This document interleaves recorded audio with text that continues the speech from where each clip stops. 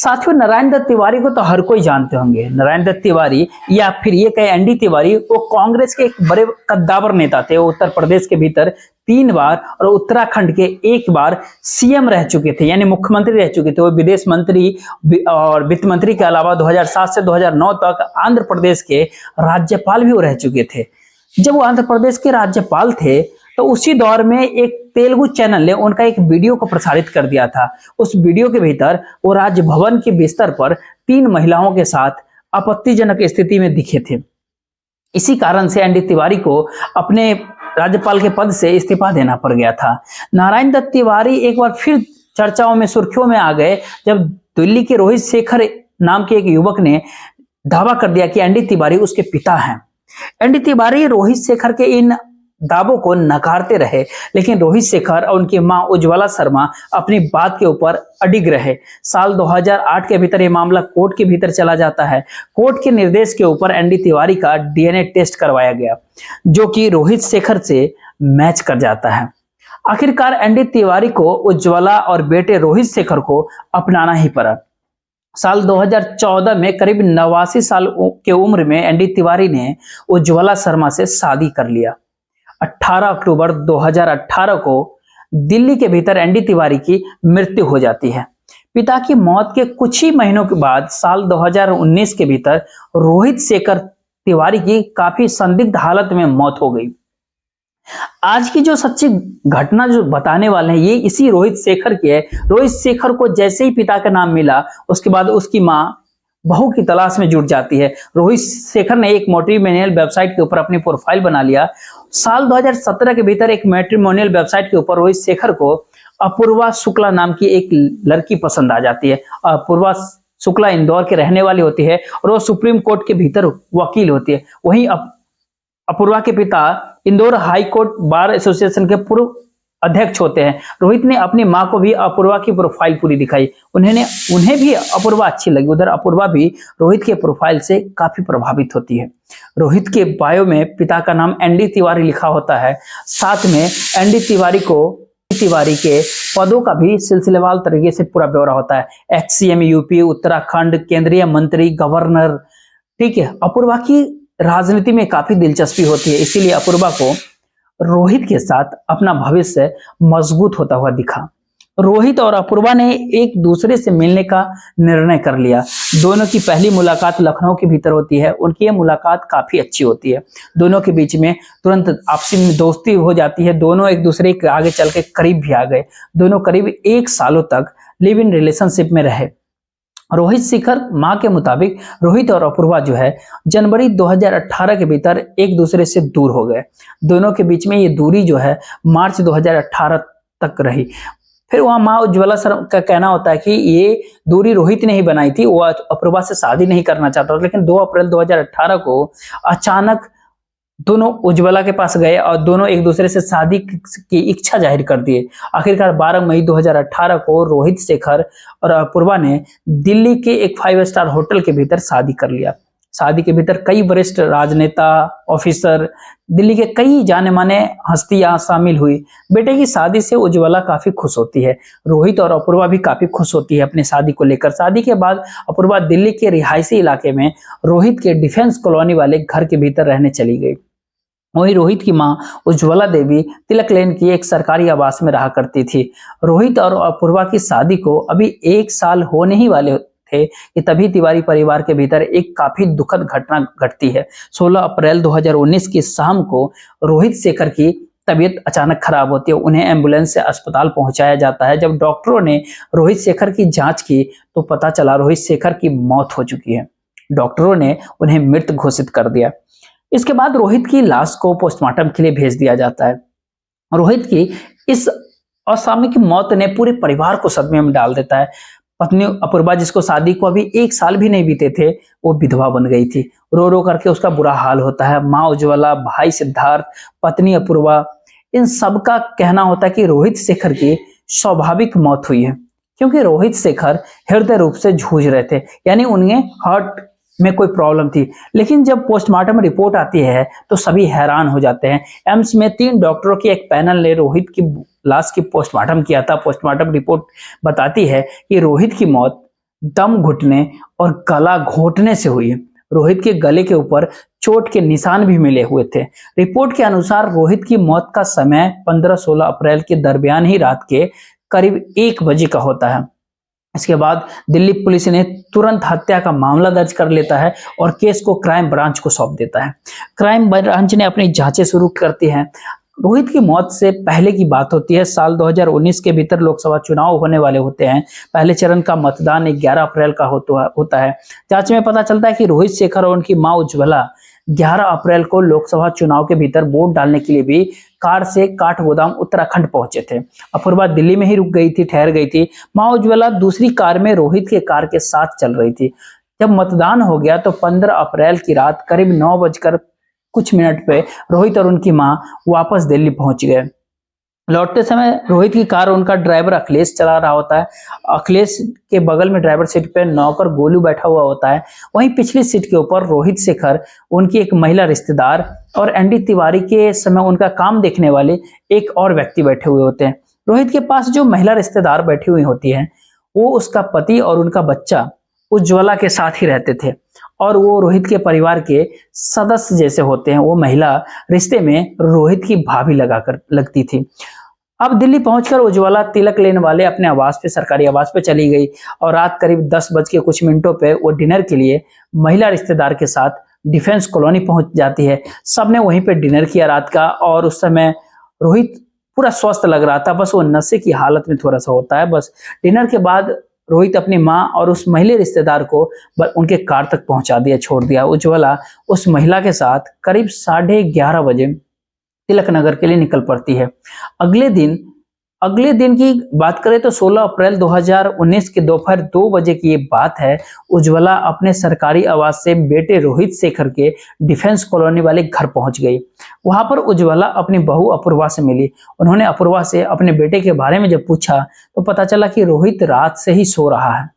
घर के सभी लोग जानते थे कि रोहित को इंसोम्निया मतलब अनिद्रा की बीमारी होती है। वो रात को देर तक जगा रहता है और दिन से सो करके उठता है, दिन में देर से सो के उठता है। इसलिए उज्ज्वला रोहित को उठाने की कोशिश नहीं करती है। रोहित के ड्राइवर साकेत के मैक्स अस्पताल चल गई जहां डॉक्टर का अपॉइंटमेंट ले रहा है। उधर डिफेंस कॉलोनी में शाम करीब 4 बजे अपूर्वा ने नौकर गोलू को रोहित को जगाने के लिए उसके रूम में भेजती है। जब गोलू रोहित के रूम में गया तो देखा रोहित रूम में बिस्तर पे बेहोश पड़ा हुआ, उसके नाक से खून निकल रहा है। उसके बाद अपूर्वा ने तुरंत ये सास उज्ज्वला को कॉल करके रोहित के बीमार होने की खबर देती है। उस समय उज्ज्वला मैक्स अस्पताल में होती है। अपनी बेटी के बारे में ये बात सुनकर के उज्ज्वला घबरा जाती है। उन्होंने तुरंत ही मैक्स हॉस्पिटल से अपने बेटे के घर एम्बुलेंस भेजने को कहा। तो तत्काल हॉस्पिटल से एक एम्बुलेंस डिफेंस कॉलोनी की ओर आगे बढ़ने लगती है। एम्बुलेंस के भीतर उज्ज्वला भी बैठी होती है। जब एम्बुलेंस डिफेंस कॉलोनी पहुंच जाती है तो उज्ज्वला ने देखा कि उनकी बहू अपूर्वा जो है अपनी पति रोहित के निष्क्रिय हो चुके शरीर को कार में ले जाने की कोशिश कर रही होती है। जल्दी जल्दी रोहित को कार से निकालकर एम्बुलेंस के भीतर रखा गया और मैक्स अस्पताल उसे ले जाया गया, जहां डॉक्टरों ने उन्हें मृत घोषित कर दिया। क्राइम ब्रांच के सामने रोहित शेखर की मौत से पहले तक की सारी घटनाएं साफ हो जाती है। रोहित शेखर की मौत से पर्दा उठाने के लिए क्राइम ब्रांच जो है और डिफेंस कॉलोनी वाले घर के बाहर और अंदर लगे हुए सीसीटीवी फुटेज को खंगालने लगी। पता चलता है कि रोहित शेखर की मौत वाले दिन जो है घर के भीतर रोहित के अलावा कुल 6 लोग मौजूद होते हैं। भाई सिद्धार्थ होता है, पत्नी अपूर्वा होती है, नौकर गोलू होता है और डिम्पी होती है और ड्राइवर अखिलेश होता है। इनके अलावा घर के भीतर एक गोलू के 3 बच्चे भी मौजूद होते हैं। सीसीटीवी फुटेज के मुताबिक ना कोई व्यक्ति बाहर से घर के भीतर गया, ना कोई घर से बाहर निकला। यानी ये सुनिश्चित कर लिया गया कि रोहित का कातिल घर के ही भीतर कोई है। घर के ग्राउंड फ्लोर के ऊपर उज्ज्वला के बड़े बेटे सिद्धार्थ का कमरा होता है। पिछले हिस्से में नौकरानी डिम्पी रहती थी। वहीं पहली मंजिल के ऊपर रोहित का कमरा होता था, फिर अपूर्वा का कमरा और फिर ड्राइवर अखिलेश का कमरा होता है। अपूर्वा और रोहित अलग अलग कमरों के भीतर रह रहे होते हैं। नौकर गोलू और उसका परिवार दूसरे मंजिल पर रहता था। सबसे बड़ी बात होती है कि कि घर के भीतर 7 सीसीटीवी कैमरे लगे होते हैं, जिसमें रोहे के कैमरे सीसीटीवी फुटेज जो घर के रूम के पास होता है ये काम ही नहीं कर रहा था, या फिर जानबूझकर किसी ने इसको खराब कर दिया था। इसीलिए क्राइम ब्रांच की टीम को ग्राउंड फ्लोर और फर्स्ट फ्लोर को जोड़ने वाली सीढ़ियों के ऊपर लगे सीसीटीवी कैमरे के लगे हुए जो लगा हुआ उस पर निर्भर रहना पड़ा। इस सीसीटीवी कैमरे के फुटेज के आधार पर क्राइम ब्रांच की टीम ने 3 संदिग्धों को पहचान किया। रात का खाना खाने के बाद रोहित रात 11 बजे के बाद पहली मंजिल के ऊपर जाता है। ड्राइवर अखिलेश रात करीब 11:30 बजे पहली मंजिल पे पहुंचा। फिर नौकर गोलू करीब 12 बजे पहली मंजिल पे पहुंचा। रात करीब 12:30 बजे के आसपास रोहित की पत्नी अपूर्वा पहली मंजिल पर पहुंचती हुई दिखती है। हालांकि जांच अधिकारियों का टीम गोलू, अखिलेश और अपूर्वा इन तीनों के ऊपर पहुंच रहा था, लेकिन पोस्टमार्टम रिपोर्ट में रोहित की मौत का जो समय होता है वो रात करीब 1 बजे का होता है। उस समय सीसीटीवी फुटेज के भीतर पहली मंजिल के ऊपर पत्नी अपूर्वा की ही मौजूदगी दिखती है। तिवारी परिवार की प्रॉपर्टी को देखते हुए क्राइम ब्रांच की टीम प्रॉपर्टी एंगल से भी इस मामले की जांच पड़ताल करती है। क्राइम ब्रांच को एक बात पता चलती है, एनडी तिवारी ने रोहित के नाम कोई भी संपत्ति नहीं किया था। रोहित और उसके परिवार के पास जो भी पैसा होता है वो फिक्स डिपॉजिट में रखा हुआ होता है। डिफेंस कॉलोनी वाला घर रोहित की माँ उज्ज्वला के नाम पर होता है। उज्ज्वला की वसीयत में घर की कीमत का 60% हिस्सा जो है उनके बेटे रोहित शेखर को और 40% हिस्सा उनके दूसरे बड़े बेटे सिद्धार्थ को मिलना था। अब दोनों भाइयों में किसी एक भाई की मौत अगर हो जाती तो उसका हिस्सा दूसरे भाई को मिल जाता। उज्ज्वला के बड़े बेटे सिद्धार्थ ने शादी नहीं किया था। सिद्धार्थ ने रोहित की मौत से कुछ समय पहले ही इस बात का ऐलान किया था कि वो अपना हिस्सा उस महिला रिश्तेदार के बेटे के नाम कर देंगे, जिस महिला रिश्तेदार का परिवार काफी समय से उनके परिवार का साथ रह रहे थे। अब क्राइम ब्रांच के टीम ने इस पूरे मामले के भीतर जितने भी लोगों से पूछताछ की, उसके भीतर अपूर्वा की भूमिका सबसे ज्यादा संदिग्ध लगती है। एक तो सीसीटीवी फुटेज के मुताबिक रोहित की मौत के समय के ऊपर पहली मंजिल के ऊपर अपूर्वा की मौजूदगी। दूसरा जो है, रोहित जब 16 तारीख की शाम तक अगर सोया रहा, उस दौरान अपूर्वा ने उसे एक बार भी जगाया क्यों नहीं। डिफेंस कॉलोनी में 15-16 अप्रैल के दौरान रात को जितने भी लोग मौजूद होते हैं उन सारे लोगों को अलग अलग रखा जाता है। उनको एक दूसरे से बातचीत नहीं करने दिया जाता है। उन सभी लोगों के मोबाइल की जांच पड़ताल की जाती है टीम के द्वारा। मोबाइल जांच में पुलिस का शक एक बार फिर से अपूर्वा की तरफ मुड़ जाते हैं। जब पुलिस ने अपूर्वा की मोबाइल की डिटेल्स लेने की कोशिश करती है तो पता चला वो घटना वाले दिन की कई जानकारियों को अपने मोबाइल से डिलीट कर दिया था। इसके बाद क्राइम ब्रांच ने अपूर्वा और रोहित के रिश्तों के बारे में पता करने का प्रयास किया। शुरुआत से ही रोहित और अपूर्वा के रिश्ते कुछ ठीक नहीं होते हैं। अपूर्वा की राजनीतिक महत्वाकांक्षाओं ने उनके रिश्तों में दरार डाल दिया था। उज्ज्वला तिवारी ने यह बात का आरोप लगाया था कि अपूर्वा ने रोहित से केवल इसलिए शादी की थी क्योंकि वो दिवंगत दिग्गज नेता एनडी तिवारी का बेटा था। अपूर्वा को ऐसा लगता था कि रोहित से शादी करने के बाद उसको इंदौर में चुनाव लड़ने के लिए कोई टिकट मिल जाएगा। इसके अलावा शादी के कुछ ही दिन बाद अपूर्वा अपने मायके वालों के लिए रोहित से एक अलग घर की डिमांड कर रही थी, जिससे रोहित टालता जा रहा था। इस बात को भी लेकर के दोनों के बीच काफी झगड़े होते रहते थे। आगे चल करके इनके रिश्ते तब आगे बहुत बदतर हो जाते हैं जब अपूर्वा को रोहित की एक महिला मित्र के बारे में पता चल जाता है। वो महिला मित्र कोई और नहीं बल्कि रोहित के वो महिला रिश्तेदार ही थी जो उत्तराखंड से दिल्ली आते समय रोहित के साथ कार में बैठी हुई होती है, जो उज्ज्वला तिवारी के साथ रहा करती थी। रोहित और उस महिला रिश्तेदार के बीच की नजदीकियों को लेकर अपूर्वा और रोहित के बीच अक्सर झगड़े होते रहते थे। शादी के कुछ ही महीनों बीतने के बाद रोहित और अपूर्वा ये बात को जान गए थे कि उन दोनों की शादी ज्यादा दिनों तक अब टिक नहीं पाएगी। 29 मई 2018 को अपूर्वा अपने माता पिता के घर रहने चली गई। जुलाई के महीने में वो वापस चली आती हैं और उसने अपने पति रोहित को तलाक का एक नोटिस भी भेज दिया। रोहित शेखर उस समय हृदय रोग से पीड़ित होते हैं और वो मैक्स हॉस्पिटल के भीतर एडमिट होते हैं। अपूर्वा मैक्स हॉस्पिटल पहुंच जाती है और वहां पर दोनों पति पत्नियों के बीच जम करके काफी बहस होती है। हालांकि दोनों में जल्दी सुलह भी हो जाती है। दोनों एक बार फिर से डिफेंस कॉलोनी वाली सरकारी आवास में साथ रहने लगे। रोहित और अपूर्वा के बीच ये शांति बहुत ज्यादा दिन तक टिक नहीं पाती है। 2019 के मार्च महीने में रोहित और अपूर्वा के बीच एक बार फिर से काफी ज्यादा झगड़ा हो जाता है, जिसके बाद अपूर्वा अपने माता पिता के घर फिर से लौट जाती है। अपूर्वा 3 मार्च से 29 मार्च तक जो है अपने माता पिता के साथ ही रहती है। फिर 30 मार्च को रोहित के डिफेंस कॉलोनी वाले सरकारी आवास पे आ जाते हैं। रोहित शेखर की मां उज्ज्वला तिवारी ने भी इस बात का दावा किया था कि उनके बेटे और अपूर्वा के रिश्ते काफी तनावपूर्ण होते हैं। उनका ये कहना होता है कि अपूर्वा का परिवार काफी लालची होता है और वो उनके बेटे के प्रॉपर्टी को हथियाना चाहते थे। जांच अधिकारी अपूर्वा से जो है सख्ती दबाव देकर के पूछताछ करने लगे। अपूर्वा पूछताछ में बार बार अपने बयान को बदलती रही, जिसको जांच अधिकारियों का शक अपूर्वा के ऊपर और ज्यादा गहरा होते गया। घटना वाली रात को घर के भीतर मौजूद नौकरों से पूछताछ के भीतर पता चलता है कि घटना वाली रात में अपूर्वा और रोहित के बीच खूब ज्यादा लड़ाई हुई थी। वहीं अपूर्वा इस लड़ाई वाली बात से इनकार करती रही। उसने कहा कि घटना वाले दिन रोहित से उसकी कोई बातचीत ही नहीं हुई थी। रोहित तो पूरे समय अपने कमरे के भीतर सोया हुआ था। क्राइम ब्रांच की टीम लगातार पूछताछ और सबूतों को एविडेंस को अपने खिलाफ जाते देख अपूर्वा आखिरकार टूट ही गई और उसने ये बात को मान लिया कि रोहित शेखर की हत्या उसी ने किया था। अपूर्वा शुक्ला तिवारी को 24 अप्रैल 2019 को गिरफ्तार कर लिया गया। रोहित की हत्या पहले से सुयोजित नहीं थी। खुलासा हुआ कि रोहित की हत्या की कारण एक वीडियो कॉल होता है, जिसको 15 अप्रैल को अपूर्वा ने रोहित को उत्तराखंड से दिल्ली लौटते समय किया था। अपूर्वा ने 15 अप्रैल के शाम को करीब 7:30 बजे के आसपास रोहित को वीडियो कॉल किया था। वीडियो ने गोलू ने उठाया, जो ड्राइवर सीट के बगल में था। बाद में रोहित को दे दिया वो कॉल।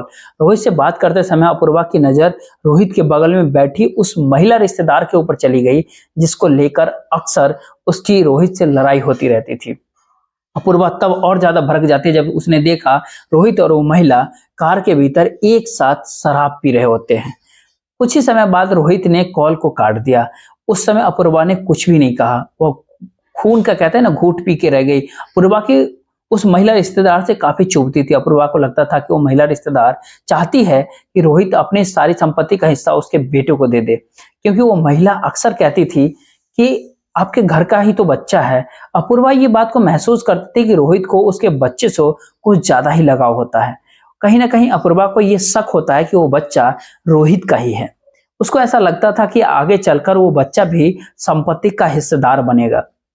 वहीं रोहित के भाई शेखर ने अपने हिस्से के संपत्ति या फिर उसी महिला रिश्तेदार के नाम करने का ऐलान कर दिया था। इसी से भी अपूर्वा को दुख था।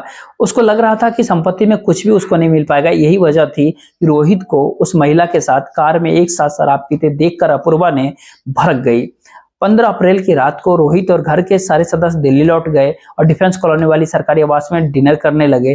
तब अपूर्वा ने देखा कि रोहित तो नशे में था ही, साथ ही उसकी महिला रिश्तेदार भी नशे में होती है। डिनर के बाद जब रोहित की मां और वो महिला तिलक लेन पहुंच जाती है, तब अपूर्वा का पारा गर्म होने लगा और अपूर्वा ने अपना डिनर को खत्म किया। फिर उसने टीवी के ऊपर कुछ समय तक क्राइम शो सावधान इंडिया को देखा। फिर 15-16 तारीख की दौरान ही रात करीब 12:30 बजे वह ऊपर पहले फ्लोर के ऊपर जाती है। उसने अपने कपड़े को चेंज किया, फिर वो रोहित के कमरे के भीतर जाती है। अपूर्वा ने देखा कि रोहित आधी नींद में अपने बिस्तर के ऊपर पड़ा हुआ होता है। उसके बावजूद अपूर्वा उससे बातचीत करने की कोशिश करती है। अपूर्वा ने रोहित से पूछा कि जब तुम कार में शराब पी रहे थे तो क्या तुम्हारे साथ वो महिला भी शराब पी रही थी? इस पर रोहित ने कहा कि हाँ, साथ में पी रहे थे और वह भी एक ही गिलास में पी रहे थे। इस बात को सुनकर के अपूर्वा के पूरे शरीर में आग सी लग जाती है। गुस्से में वो रोहित को पीटने लगती है। अपूर्वा रोहित के ऊपर बैठ जाती है और उसका गला पकड़कर दबा देती है। रोहित नशे में होता है, वो अपूर्वा का विरोध नहीं कर पा रहा होता है। इसके बाद अपूर्वा ने तकिया को उठाया और उसको रोहित के मुंह दबा दिया, जिससे रोहित की मौत हो जाती है। क्योंकि अपूर्वा सुप्रीम कोर्ट की वकील होती है, तो उसको सारी संभावनाओं का आभास होता है कि आखिर पुलिस कैसे जांच करेगी, क्या क्या जांच इसमें करेगी। सारे वो अपने समझता को रोहित के रूम से सारे सबूतों को उसने मिटाने की कोशिश की और तो और उसने रोहित के कमरे के पास वाले सीसीटीवी फुटेज को भी खराब कर दिया। जब उसको पूरी बात की तसल्ली हो गई कि उसकी पति की सांसें अब बंद हो चुकी है और कमरे के सारे सबूत उसने नष्ट कर दिया है, तब वो रोहित के कमरे से बाहर जाती है।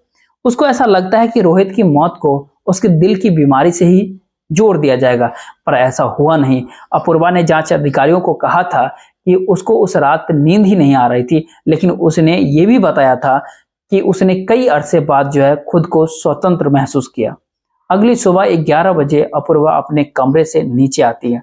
वह इस बात का इंतजार कर रही होती है कि कोई रोहित के कमरे में उसको जगाने पहुंचे, लेकिन कोई पहुंचा नहीं। इसलिए उसने गोलू को रोहित के कमरे में भेज दिया, जिसने रोहित की नाक से खून बहते और उसको बेहोश पड़े देखा। और उसके बाद सारी बातें खुल करके परिवार वालों के सामने आती है। अपूर्वा ने पुलिस को कहती है कि रोहित उससे प्यार नहीं करता था, उसके माता पिता का रिस्पेक्ट नहीं करता था, उसकी माँ उज्ज्वला उसे हर समय ताना देती रहती थी। खैर, मामला अदालत पहुंचा और वो तिहाड़ जेल में 3 साल की पुलिस हिरासत के बाद ट्रायल कोर्ट ने अपूर्वा को जमानत दे दिया। रोहित की मां उज्ज्वला ने कोर्ट के इस आदेश को हाई कोर्ट के भीतर चुनौती दे दी। तो आज की यही कहानी थी। बाकी आपको कैसा लगता है? आप अपनी राय दीजिए।